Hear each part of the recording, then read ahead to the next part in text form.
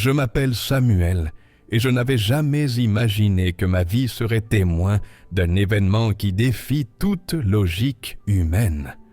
Aujourd'hui, je vous raconte ce que j'ai vu ce jour-là dans cet aéroport aux États-Unis, un endroit qui devrait symboliser le voyage et la liberté. Mais ce jour-là, il est devenu le théâtre d'une scène que personne n'oubliera jamais. Des pilotes, vêtus de leurs uniformes impeccables, ont commencé à brûler des Bibles, des pages sacrées réduites en cendres sous le ciel gris et froid. Le chaos semblait total et l'angoisse m'a serré le cœur. Pourtant, au milieu de cette destruction, un événement inexplicable s'est produit, un miracle que j'ai nommé la lumière du ciel. Ce moment précis a transformé l'air lui-même, et je veux que vous viviez cette expérience avec moi, que vous ressentiez chaque souffle, chaque émotion. Avant de continuer, je vous invite à commenter une phrase de foi qui résonne en vous, à vous abonner pour ne rien manquer de ces récits, et à partager cette vidéo avec quelqu'un qui traverse des moments difficiles. Dites-moi d'où vous regardez cette vidéo et plongeons ensemble dans cette histoire. L'aéroport était plongé dans une ambiance étrange, presque irréelle. Le bruit des valises roulant sur le sol lisse résonnait comme un écho lointain. L'odeur de carburant et de plastique brûlé se mêlait à celle, plus subtile, des pages calcinées. Les lumières fluorescentes semblaient plus froides que d'habitude, comme si elles hésitaient à illuminer ce qui se préparait. Les passagers, choqués, s'étaient figés. Certains murmuraient des prières, d'autres filmaient avec leur téléphone, mais aucun ne bougeait réellement. Chaque détail de cette scène me semblait chargé de tension. Le crissement du papier qui se consume, le parfum âcre de la fumée, la chaleur qui frappait les visages. Les pilotes avançaient avec une détermination inquiétante, jetant les Bibles dans un feu qu'ils avaient préparé avec soin. Et puis, au milieu de cette scène presque cinématographique, une présence silencieuse s'est fait sentir, comme si Dieu lui-même observait. Respirez avec moi ces secondes. Sentez la lourdeur de l'air, la peur qui s'accroche aux vêtements. Et souvenez-vous, chaque geste de foi compte. Commentez, partagez et abonnez-vous, car cette histoire dépasse l'entendement. Les pilotes s'affairaient dans un ballet silencieux, chaque geste calculé, chaque mouvement empreint de froide détermination. Les Bibles, si anciennes, aux pages légèrement jaunies, étaient empilées avec une précision presque cérémoniale. Le froissement des couvertures et le craquement des pages résonnaient dans le vaste hall comme un tambour discret, chaque son accentuant la gravité de l'instant. Je pouvais sentir la tension glisser sur les murs, dans l'air épais de l'aéroport, se mêlant à l'odeur métallique des freins d'avion et au parfum âcre de la peinture fraîche des sols. Mon souffle s'est ralenti, cherchant à capturer chaque détail, chaque vibration de cet espace devenu soudainement sacré et profane à la fois. Autour de moi, les passagers étaient figés, muets, certains recroquevillés sur eux-mêmes, d'autres les yeux grands ouverts, incapables de détourner le regard. La lumière artificielle du terminal se reflétait sur les uniformes sombres des pilotes, donnant à leur silhouette un relief presque théâtral, comme si l'ombre et la lumière conspiraient pour amplifier l'événement qui allait se produire. Je sentais mes doigts devenir moites, mon cœur battre plus fort à chaque froissement de page, chaque claquement sec qui résonnait dans l'espace. La peur et la fascination se mêlaient en un cocktail étourdissant.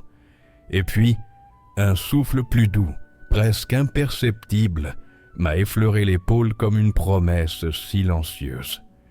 Une chaleur étrange, loin de celle du feu imminent, a envahi mes mains, mon torse, et j'ai compris que quelque chose de plus grand que nous était sur le point de se manifester.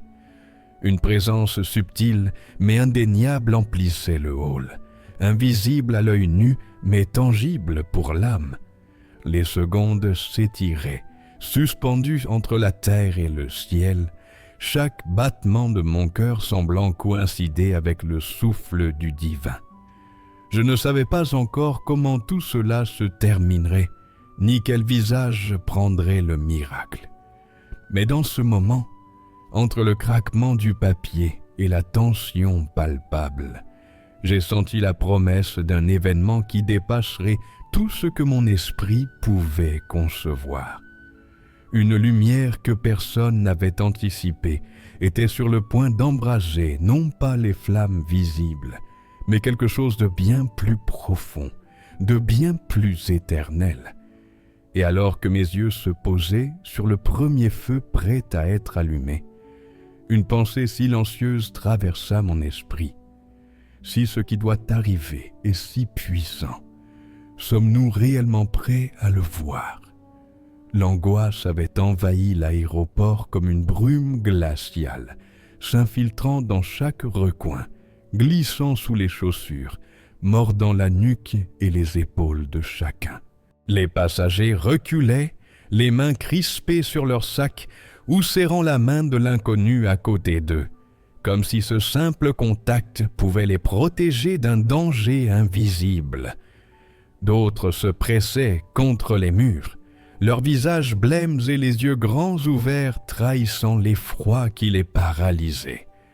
Moi, j'étais figé, chaque respiration semblant plus lourde que la précédente, le poids de la peur s'installant dans ma poitrine, brûlant derrière mes yeux et m'aveuglant partiellement à ce qui se passait autour de moi.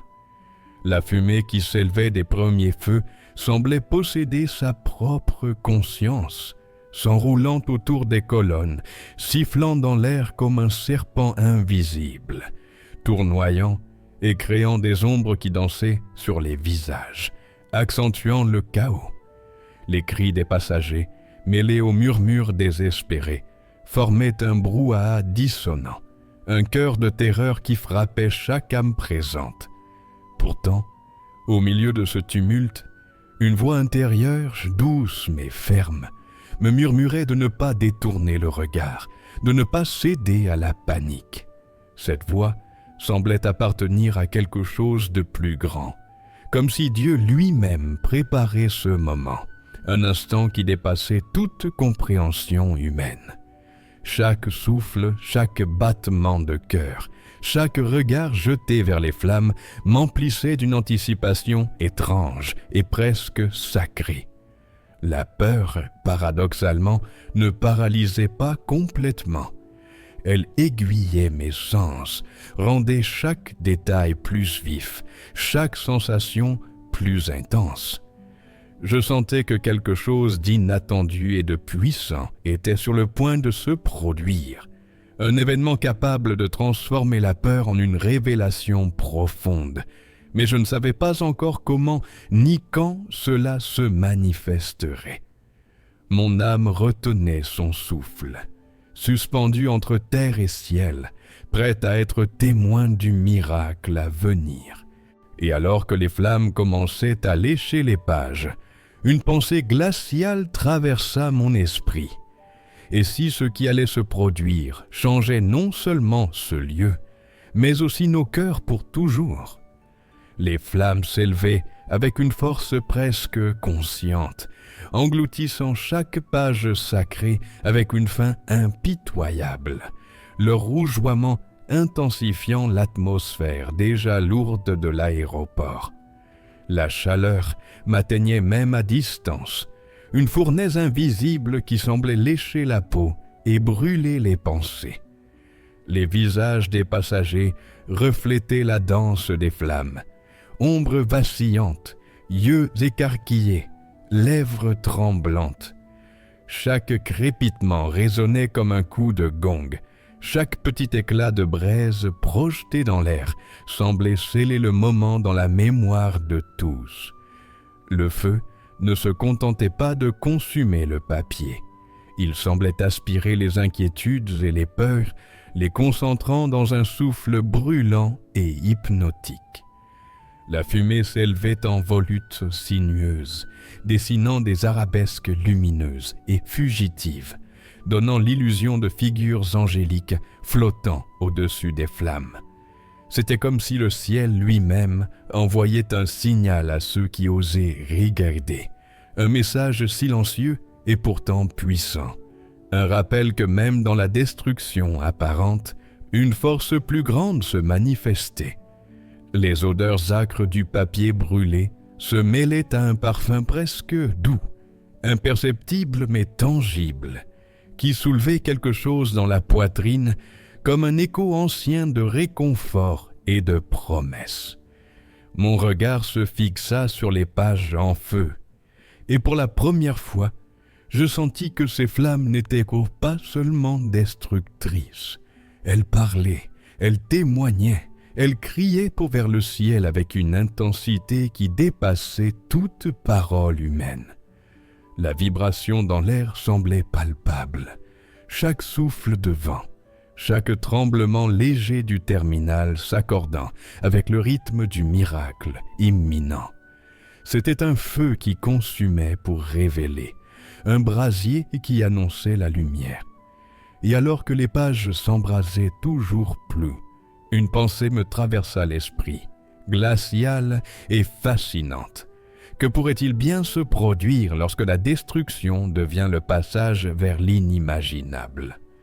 Puis, sans avertissement, un frisson intense m'a traversé le corps, comme si chaque fibre, chaque cellule, vibrait au diapason d'une force invisible et puissante. Ce courant électrique n'était pas douloureux, au contraire, il éveillait une conscience nouvelle, une perception que je n'avais jamais connue. La peur qui m'oppressait quelques instants auparavant se mua en une étrange sérénité, une paix presque irréelle qui enveloppait mon esprit et mon cœur. Les flammes, jadis menaçantes et impitoyables, semblaient maintenant sacrées, projetant une lumière douce et dorée qui caressait les visages effrayés des témoins, révélant des expressions de stupéfaction et d'émerveillement. L'air lui-même paraissait chargé de quelque chose de plus grand. L'odeur âcre de papier brûlé se mélangeait à une fragrance subtile et envoûtante, une essence que je n'aurais su nommer, mais qui apaisait et remplissait d'une chaleur réconfortante l'intérieur de mon être. Le terminal, avec ses néons et ses murs froids, semblait suspendu dans un espace hors du temps, chaque minute s'étirant, chaque seconde résonnant comme un battement sacré. J'entendais le crépitement du feu et les murmures étouffés des passagers, mais ces sons ne troublaient pas la sensation de communion avec le divin qui m'enveloppait. Mon cœur battait avec une régularité nouvelle, comme si chaque pulsation se synchronisait avec le souffle d'une présence supérieure, une force invisible qui touchait et transformait chaque âme présente. Je sentais les mains moites et les muscles tendus se détendre, les épaules se libérer d'un poids invisible. Chaque respiration devenait une prière silencieuse. Chaque regard échangé avec un inconnu portait une intensité presque sacrée. Alors que la lumière dansante des flammes et la fumée parfumée enveloppaient tout l'espace, une question silencieuse surgit dans mon esprit. Qu'allait révéler ce moment à ceux qui étaient prêts à ouvrir leur cœur au miracle? Un murmure s'éleva d'abord timidement, un souffle presque imperceptible, mais il grandit rapidement pour remplir l'espace. Un chœur discret de prière murmurait à voix basse. Certains passagers s'agenouillaient sur le sol froid du terminal, les mains jointes ou levées vers le ciel, comme pour attraper une parcelle de la lumière invisible qui baignait l'air. D'autres restaient debout, le visage levé, les yeux embués de larmes silencieuses, incapables de détourner le regard de ce spectacle qui dépassait toute logique humaine.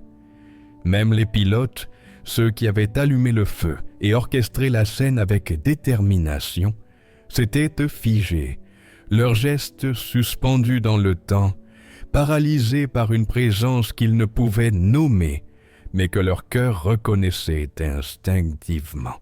L'émotion collective était palpable, comme une onde qui parcourait chaque individu. Les téléphones autrefois brandis pour capturer la scène tombaient des mains, oubliés, remplacés par des mains levées, des gestes de gratitude et de recueillement. La peur, si oppressante quelques minutes plus tôt, avait cédé la place à une stupeur profonde, à un émerveillement silencieux mais intense. Des larmes glissaient sur des joues inconnues, et pourtant, dans cette diversité, un sentiment d'unité s'installait, liant tous les présents dans une communion invisible. Je pouvais sentir cette énergie invisible, douce mais puissante, circuler entre les individus, toucher les cœurs, apaiser les âmes, transformer la terreur en adoration. Chaque respiration semblait synchronisée, chaque battement de cœur résonnait dans un élan commun, comme si le terminal entier devenait un sanctuaire improvisé, un lieu où le ciel et la terre se frôlaient. Et alors que les murmures se faisaient chants silencieux, que les flammes continuaient de danser, une pensée me traversa. Si ce qui venait de se passer n'était que l'éveil du début, qu'est-ce qui allait suivre et toucherait chaque âme présente plus profondément encore? Le pilote qui paraissait le plus implacable s'immobilisa soudain, comme frappé par une force invisible. Ses mains, jusque-là crispées autour des bibles qu'il tenait, se détendirent lentement, tombant mollement le long de son corps. Ses yeux, auparavant durs, impénétrables, se remplirent de larmes et je pouvais voir chaque émotion passer comme des vagues sur un océan en tempête. Il murmura des mots inaudibles, presque pour lui-même, mais la sincérité de son changement se lisait dans chaque muscle de son visage, dans chaque tremblement léger de ses lèvres. La rigidité qui l'avait caractérisé s'effaçait, remplacée par une légèreté nouvelle, presque éthérée, qui semblait faire briller son être de l'intérieur. Autour de lui, l'air vibrait d'une énergie tangible, une onde douce et puissante qui se répandait sur ceux qui l'observaient. Les flammes dansaient toujours, mais elles paraissaient maintenant bénies, illuminant le visage transformé du pilote d'une lumière quasi sacrée. J'ai vu dans ses gestes hésitants le début d'une humilité profonde, une ouverture de cœur que ni la peur ni la fierté n'avaient pu provoquer. Chaque respiration semblait plus lente, plus consciente, comme si son souffle lui-même participait à la réconciliation avec ce qu'il avait tenté de détruire. Ce moment suspendu, où la rigidité de l'homme se dissolvait dans la grâce, était palpable pour tous les témoins. On pouvait presque toucher la transformation, sentir dans l'air la naissance d'une foi naissante, pure et vulnérable, prête à éclore pleinement. Chaque personne présente retenait son souffle, consciente que quelque chose d'exceptionnel venait de se produire, un passage entre l'ombre et la lumière, entre le doute et la foi. Et alors que le pilote posait enfin les yeux sur le feu qu'il avait lui-même allumé, une question silencieuse s'imposa à tous. Si un cœur aussi endurci peut s'ouvrir à la grâce, que reste-t-il d'impossible pour l'âme humaine? Puis, presque comme si une main invisible avait étouffé les flammes, le feu s'éteignit. Les braises se transformèrent en cendres tièdes, flottant légèrement avant de retomber au sol, et un silence inhabituel s'installa dans le terminal. Mais ce silence n'était pas vide.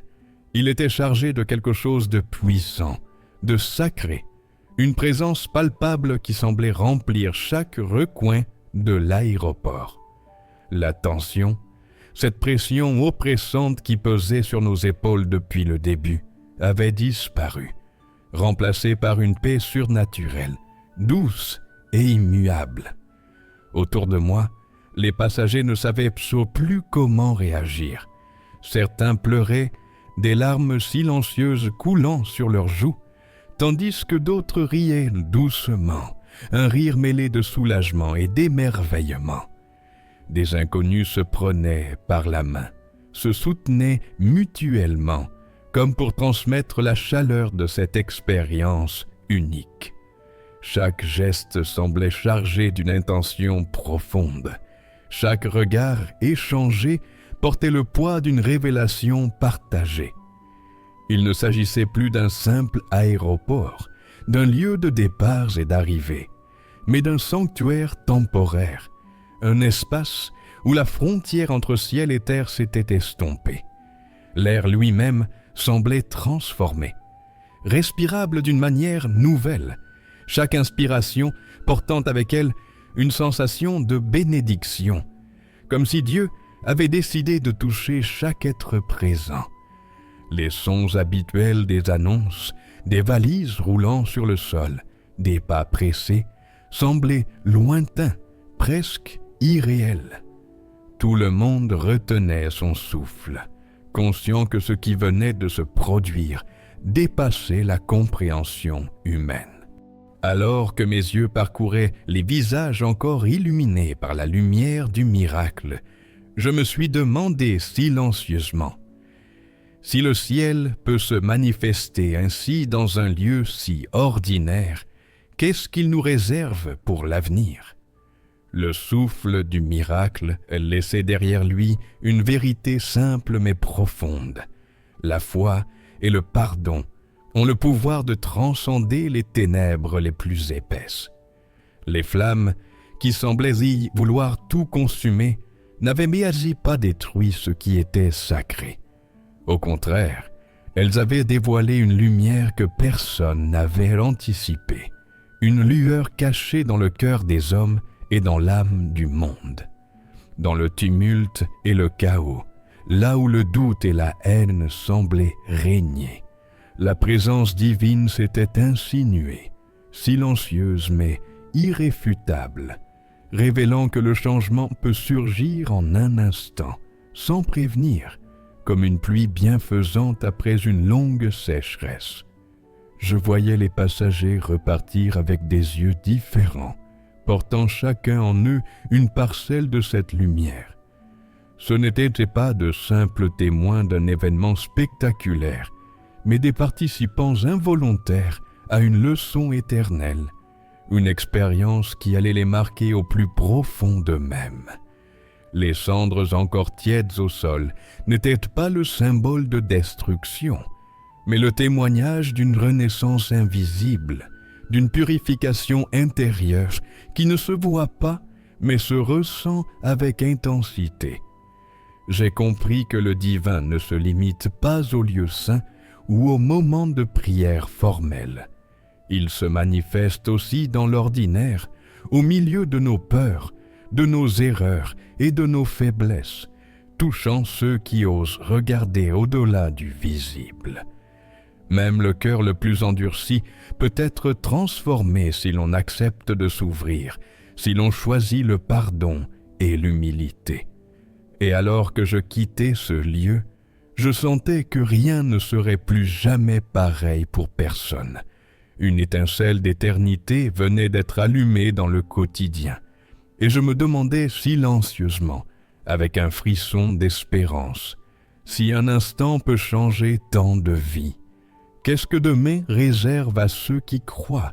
Le pilote, jadis figure de destruction, s'est approché de ceux qui l'avaient terrorisé, les larmes coulant librement. Sa voix tremblante s'est élevée. Il demandait pardon, implorait de la grâce. Chaque mot portait un poids de sincérité. Chaque geste traduisait une repentance profonde. La haine avait disparu, remplacée par une foi vivante et éclatante. La scène était bouleversante. Voir le bourreau devenir un instrument de lumière, témoin que la transformation divine est possible pour chacun, sans exception. Les vidéos ont circulé rapidement, mais l'effet réel allait bien au-delà des images. Des personnes ont trouvé la foi, des familles se sont réconciliées et des communautés ont ressenti l'éveil d'un espoir oublié. Le miracle n'était pas seulement dans le feu éteint ou dans le pilote converti, mais dans le changement intérieur de tous ceux qui avaient été témoins. Chacun repartait avec une conviction nouvelle. La présence de Dieu est là, même dans le chaos le plus absolu. Ce jour-là, j'ai appris que la foi peut surgir dans l'épreuve, que le pardon transforme l'impossible en réalité, et que la lumière divine peut illuminer les cœurs les plus sombres. Chaque instant de vie est sacré. Chaque rencontre porte en elle une chance de miracle. Si cette histoire vous a touché, partagez une phrase de foi en commentaire. Likez pour soutenir la chaîne. Abonnez-vous pour ne jamais manquer ces récits de lumière. Et partagez cette vidéo avec quelqu'un qui a besoin d'espoir. Souvenez-vous, la présence de Dieu se manifeste même là où l'on croit ne trouver que destruction.